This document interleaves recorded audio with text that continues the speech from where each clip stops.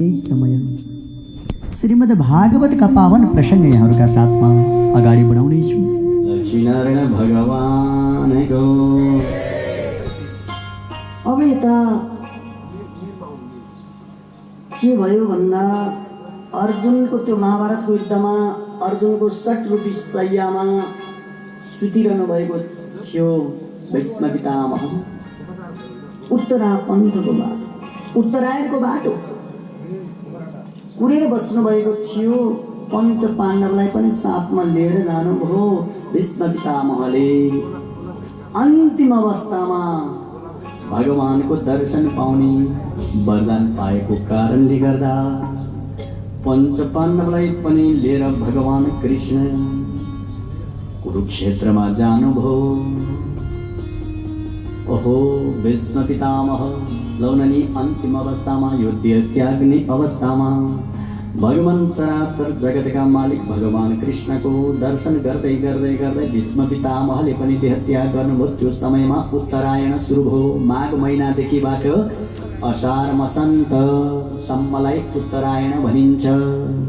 श्रावण 1 गतेदेखि लिएर पौष महिनाको अन्तिम पौष मसान्तसम्मको समयलाई के भनिन्छ? दक्षिणायन भनिन्छ। बोले श्री कृष्णचन्द्र भगवानको।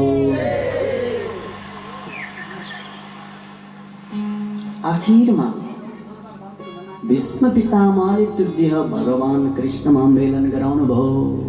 भीष्म पितामहको जय जयकार भयो। भीष्म भीष्म आकाश मार्गबाट गुन्ज्यो तुमुल ध्वनिहरू। अब यता हस्तिनापुरमा महाराज युधिष्ठिर उत्तराको गर्भलाई भगवान कृष्णले जस्ताको तस्तै बनाउनु भएको थियो। 10 मास पूर्ण भयो। हस्तिनापुरमा पञ्च पाण्डवको दरबारमा यस्तो अद्भुत बच्चा अद्भुत बालक पुत्र जन्मनु भयो। तपाईँ हामी बच्चा जन्मिना बित्तिकै जन्मिना साथ सुत्केरो पर्यो रे भन्छौँ। त्यो नाल नकाटुन्जेलसम्म सुत्केरो लाग्दै। त्यसैले आफ्नो बालकको आयु आरोग्य वृद्धिको निमित्त युधिष्ठिर महाराजले धेरै धेरै ब्राह्मणहरूलाई दान धर्म पुण्य कर्म गर्नुभयो।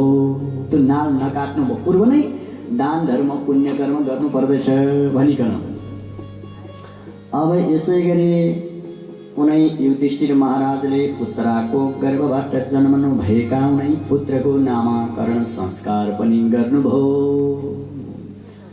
जन्मना साथ यता र उता चारैतिर नजर जुदाएको कारणले गर्दा, किनकि गर्भमा देखेको भगवान कहाँ हुनु होला? त्यस्तो सानो बच्चाले पनि होइन मेरो माताको गर्भमा मलाई सुरक्षा दिने मलाई बचाउने उनै भगवान कता हुनुहुन्छ भनेर चारैतिर यता र उता हेरेको कारणले गर्दा परीक्षित नाम के रह्यो?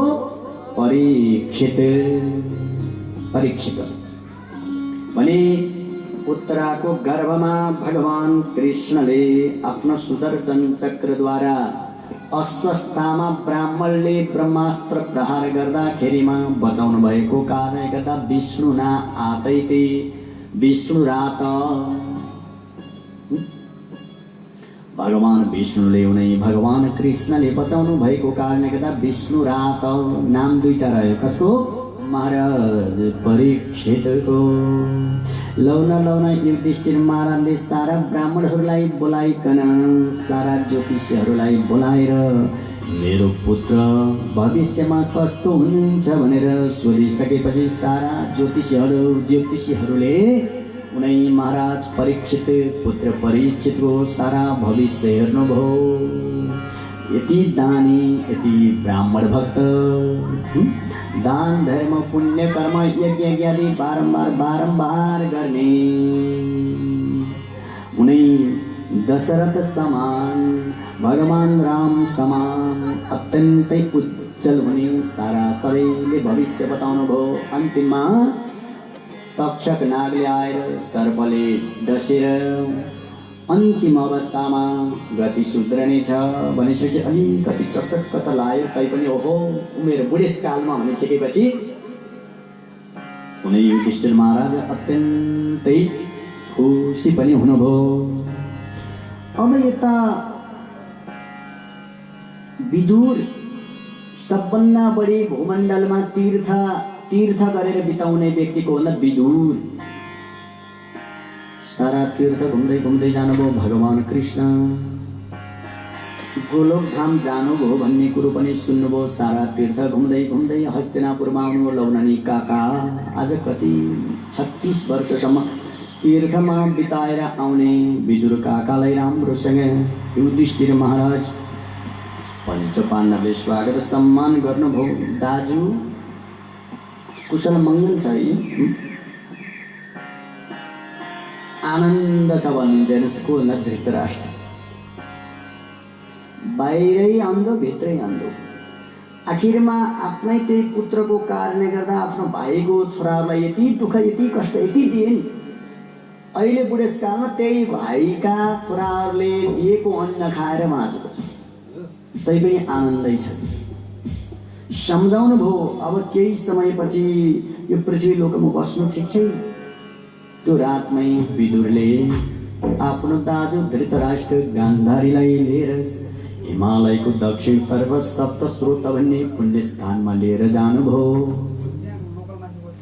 अनि भगवानको चिन्तन गर्दै गर्दै गर्दै विदुरको कारणले गर्दा धृतराष्ट्रले पनि त्यो देहलाई त्याग गर्नुभयो। यता युधिष्ठिर महाराज लौनानी दरबारमा ठुलो बुबा पिता धृतराष्ट्र पिता हुनुहुन्न, चिन्तित हुँदै हुनुहुन्थ्यो। तुरुन्तै तुम्बुरुका साथमा देवर्षि नारद आउनुभयो। महाराज हजुरको चिन्ता गर्ने होइन, अरूको चिन्ता नगर्नुहोस्, आफ्नो चिन्ता गर्नु सम्झाउनु भयो बोले श्री कृष्णचन्द्र भगवानको। अब यता भगवान कृष्णलाई द्वारका शहरमा पुर्याउनका निमित्त युधिष्ठिर महाराजका पुत्र अर्जुन भाइ युधिष्ठिर महाराजका भ्राता अर्जुन पुर्याउनका निमित्त जानुभएको थियो। धेरै समय बितेछ, आउनुभएको छैन। के भयो? हस्तिनापुरमा त यति उल्कापात हुन थाल्यो। दिउँसै हेर्नुहोस् त त्यो गाई बाछो डुवा डुवा गरेर कराउँछ। देवताको मन्दिरमा पसिना आएको छ। स्यालहरू रोएका छन्, कुकुरहरू रोएका छन्। ढडेङ्ग्र गुणुङ आवाज आएको छ। आकाश मार्गमा भूकम्प गएको छ। पुरुषहरूको दाहिने आँखा फर्पनाउने ठाउँमा देब्रे आँखा, महिलाहरूको देब्रे आँखा फर्पनाउने ठाउँमा दाहिने आँखा फर्पराएको छ। अत्यन्तै अशान्त आवाज आएको छ, भूकम्प आएको छ। चिन्तित हुनुभयो हस्तिनापुरवासी। उल्लुहरू कराएका छन्। त्यसै गरी गाई बाछाहरू धुवा धुवा गरेर कराएको छ। देवताको मन्दिरमा पसिना आएको छ। गाईले दुध दिनुपर्ने ठाउँमा रगत चुहिएको छ। रगत ओहो। युधिष्ठिर महाराजले भाइ भीमसेनलाई डाकेर भीमसेनलाई अगाडि राखेर गता सता धुनामासा भीमसेन तवानुजः नायाति कस्य वा हेतुर्नहं वेदेदमञ्जसा।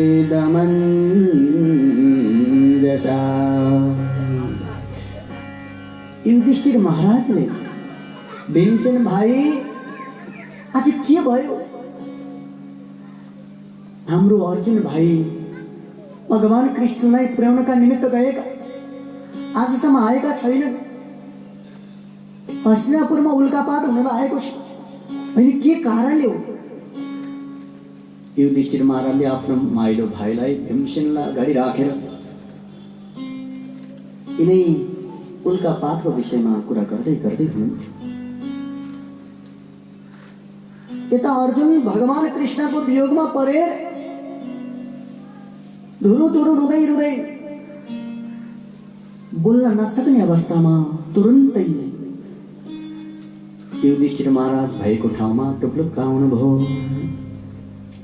भीमसेन युधिष्ठिर महाराजले हेर्नुहुन्छ लौन नि अर्जुन चिन्तित, यति चिन्तित हुनुहुन्छ, आँखाबाट बलिन्दा आँसु बगाउनु भएको, बोल्न सक्नु भएको छ। अर्जुन तिमीलाई के भयो, के भयो भन न।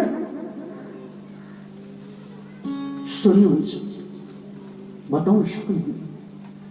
अन्तिममा अर्जुन भन्नुहुन्छ, ओहम महाराज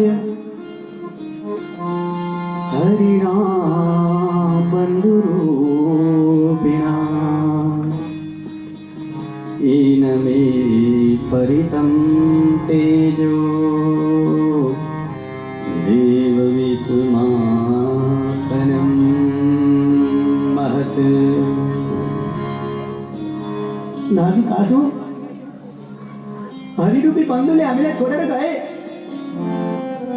यति मात्रै होइन, हाम्रो सारा तेज पनि लिएर गए। भगवान कृष्णले हामीलाई छोडेर जानुभयो। धुरु आँखाबाट बलिन्दारा आँसु झार्दै झार्दै अर्जुनले यसरी युधिष्ठिर महाराज त्यसै गरी भीमसेनको साथमा यसरी सारा इतिवृत्तान्त भगवान कृष्णको वियोगमा परेर म धुरु आउँदै थिएँ। भगवान कृष्णका रानीहरूलाई लिएर आउँदै थिएँ। बाटामा भिल्लहरूले मलाई युद्धमा जितेर मेरो त्यो गाण्डीव धनुष भाँचिदिएर भगवान कृष्णको रानीहरूलाई पनि हरण गरेर लिएर गए। दाजु अब यहाँ बस्नु ठिक छैन। ओहो, भगवान कृष्णको वियोग, भगवान कृष्णले यो धराधाम छोड्नुभयो, द्वारका सहर छोड्नुभयो, अब यहाँ बस्नु ठिक छैन। युधिष्ठिर महाराज, पञ्च पाण्डवी नै भीमसेन, अर्जुन, नकुल, सहदेव, कुन्ती महारानी, द्रौपदी महारानी, अब यो राज्य सन्मास्नापुरको राजा कुनै उत्तरानन्दन महाराज परीक्षितलाई राज्य सनमा राखेर भगवान कृष्णको चिन्तन गर्दै गर्दै गर्दै गर्दै उत्तरा पन्थको बाटो लाग्नुभयो। बलि श्री कृष्णचन्द्र भगवानको नबिर्सनु श्री कृष्ण ज्ञानी, मरेपछि केही छैन लैजाने। नबिर्सनु श्री कृष्ण ज्ञानी, मरेपछि केही छैन लैजाने। नबिर्सनु श्री कृष्ण ज्ञानी, मरेपछि केही छैन लैजाने। नबिर्सनु श्री कृष्ण ज्ञानी, मरेपछि केही छैन लैजाने।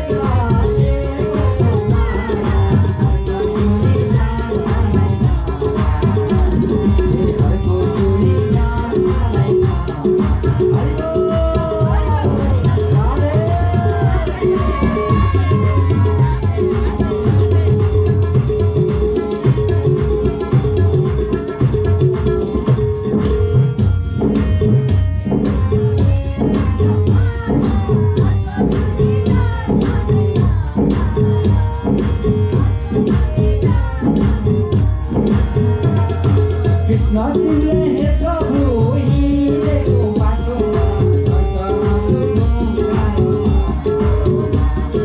कृष्ण तिमीले हे प्रभु हिँडेको बाटोमा कसमा सुधुकायो चौचुरीमा एकमा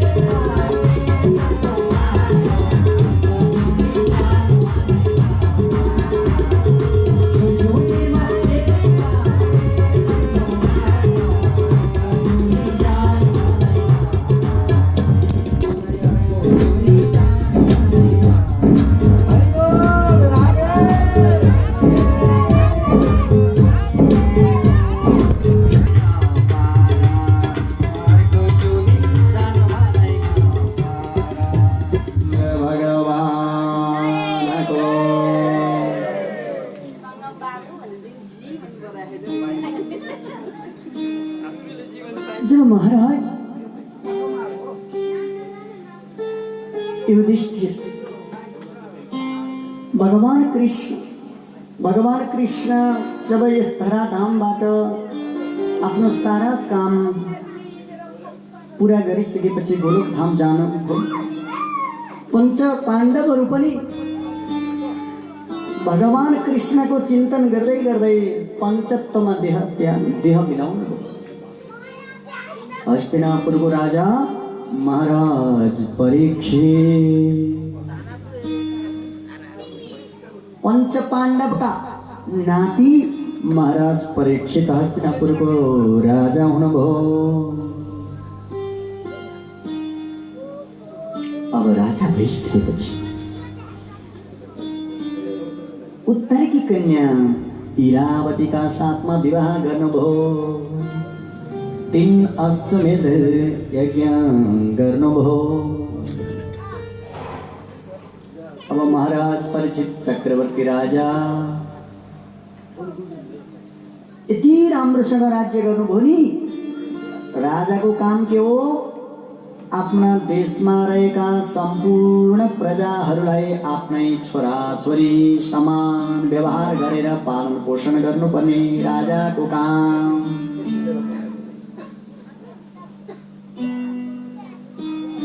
अब महाराज परीक्षित चक्रवर्ती राजा हस्तिनापुरको राजा बन्नुभयो। सारा देशका जनताहरूलाई यति सुख दिनुभयो।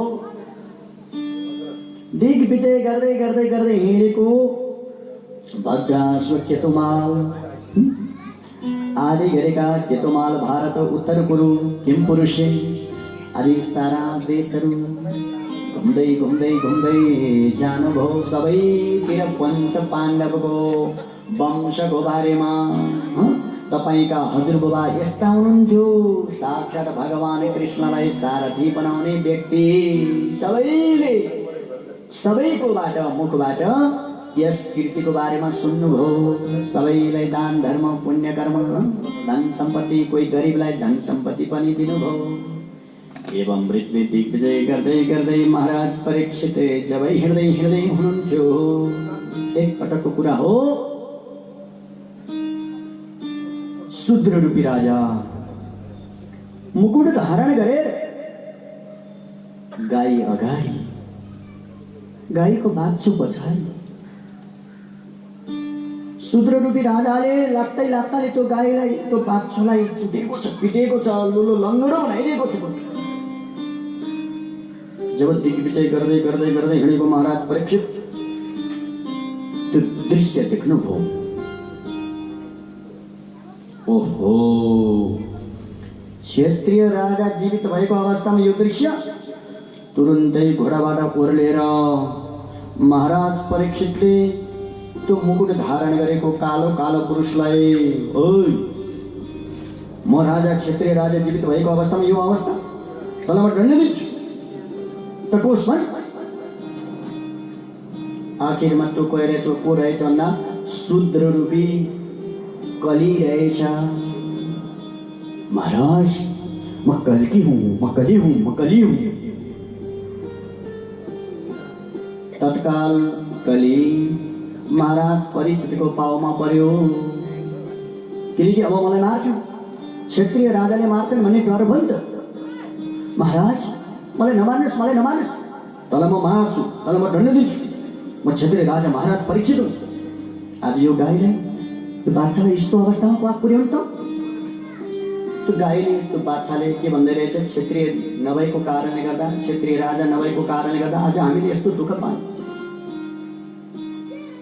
त्यो गाई र त्यो बाछोको त्यो दुःख कष्ट निवारण गर्नका निमित्त महाराज परीक्षितले कलिलाई दण्ड दिन लाग्नु भएको।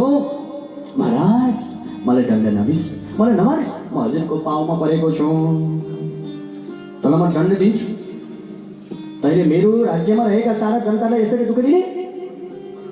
महाराज, मसँग 79 अवगुण भए तापनि एउटा गुण छ महाराज, एउटा गुण छ। ओहो, 79 अवगुण, 79 अवगुण, एउटा गुण। तेरो 79 अवगुण म सुन्दिन, एउटा गुणको बारेमा बता त। महाराज, मेरा 79 अवगुण भए तापनि एउटा गुण छ। सत्य त्रेता द्वापर कली मध्ये म सबैभन्दा कान्छो भाइ, युग मध्ये कान्छो भाइ। सत्य त्रेता द्वापर कली मध्ये कान्छो भाइ। सत्ययुगमा 10,000 वर्ष तपस्या गरेको फल, त्रेता युगमा यज्ञ गरेको फल, द्वापर युगमा हरि चर्चा गरेको फल केवल 24 मिनटको 1 घडी हुन्छ महाराज। 2 घडीमा 48 मिनट हुन्छ। 2 घडी चटक्कै आफ्नो घर परिवार नाता गोता इष्टमित्र, मेरी राम्री श्रीमती, मेरो राम्रो श्रीमान, मेरो छोरा छोरी, मेरो जग्गा जीवन चटक्कै भुलेर, चटक्कै छोडिदिएर भगवानको भजन कीर्तन गर्ने हो भने 2 घडीमा मुक्त हुन्छ। 2 घडीमा मुक्त हुन्छ महाराज। त्यसैले मलाई नमार्नुहोस्, मलाई नमार्नुहोस्। ओहो, कलियुगमा जीवनभर तपाईँ हामी तपस्या गरेर बस्न सक्छौँ? भन्नुहोस् त हजुर। सक्दैनौ नि त। ल उसो भए ठिकै छ, म तँलाई म मार्दिन, त मेरो राज्यमा नबस। महाराज, हजुर जस्तो क्षत्रिय राजाले मलाई राज्यमा नबस भनेर धपाइसके म कहाँ जाऊँ महाराज? कलि भन्छ। ओहो, ल उसो भए म यसलाई सबैभन्दा नराम्रै चिज दिन्छु भनेर महाराज परीक्षितले कलिलाई बस्ने स्थान दिनुभयो।